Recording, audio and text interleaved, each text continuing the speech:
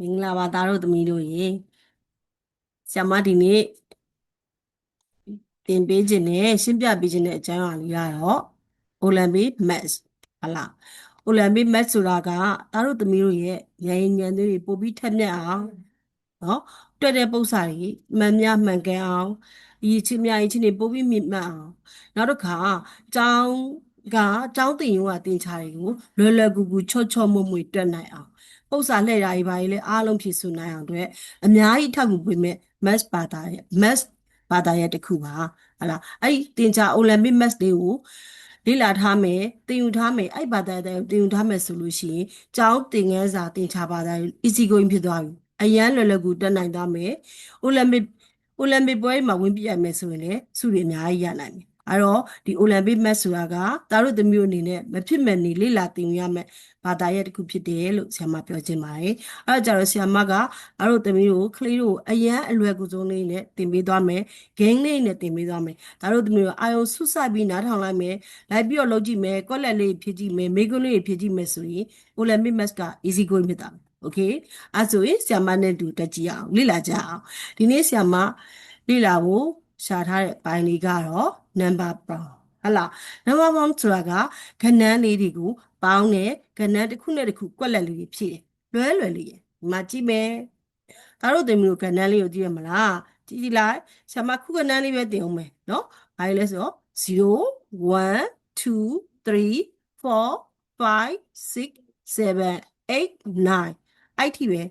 နော်အများကြီးမသိဘူးအမှကဏ္ဍ9လုံးလေးပဲဒီနေ့တင်ပေးမယ်โอเค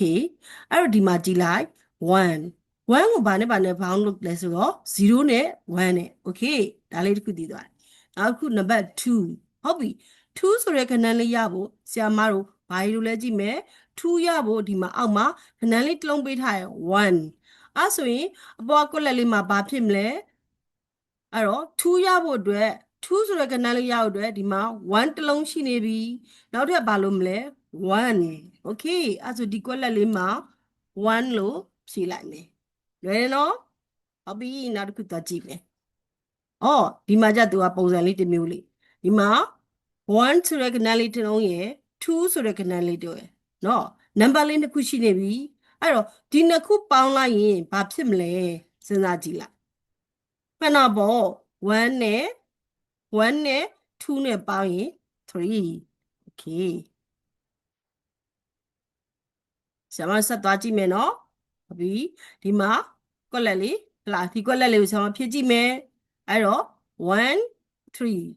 1နဲ့3နဲ့ပေါင်းရင်ဘာရမလဲ4 okay ဒီမှာ4လို့ဖြည့်လိုက်မယ်4လေးကနည်းနည်းကြီးနေတယ်ဆရာမတို့နည်းနည်းလေးသေးလိုက်မယ်စိုက်ကလေးအဲ့တော့4က4လို့ဖြည့်လိုက်ပြီ okay ဟုတ်ပြီဒီမှာကြည့်လိုက်မယ်ဒီမှာ5 3 5ရတယ်ဟုတ်လား5ရဖို့အတွက်ကဏ္ဍလေးနှလုံးပေါင်းလိုက်မယ်ဘာလဲဆိုတော့5ရဖို့အတွက်ဘာနဲ့ပေါင်းလို့မျိုးကဏ္ဍကပထမတို့လိုချင်တာ5လိုချင်တာဟုတ်ပြီ5ထဲကနေပြီးတော့ဒီဘက်ကျတော့ဒီမှာ5ရဖို့အတွက်ဆိုရင်ဘယ်လိုနည်းနဲ့တွက်လို့ရရဲဆရာမအရင်လွယ်ဆုံးလေးတွက်ပေးမယ်နော်5ဆိုတဲ့ကဏ္ဍလေးရခြင်းနဲ့ရှိတာက3ဟုတ်လားရှိတာ3အဲ့ဒါဆိုတော့နောက်ထပ်ဘယ်နှလုံးပေါင်းမလဲနှလုံးပေါင်းလိုက်မယ်အဲ့ဆိုဖြစ်ရမယ့်ကဏ္ဍလေးကဘာဖြစ်မလဲ3နဲ့2နဲ့ပေါင်းလိုက်ရင်ဘာရသွားမလဲ5 okay ဟုတ်ပါပြီအဲ့ဒါဆိုလဲလားကွက်လက်လေးဖြည့်လိုက်တာဟုတ်နော်အဲ့ဒါ Olympic ရဲ့ primary အဆင့်ပေါ့နော်ဆရာမ primary အဆင့်လေးကနေဖြည်းချင်းလေ့လာသွားကြမယ် okay ဒီနေ့တော့ဒီလောက်ပါပဲကွယ်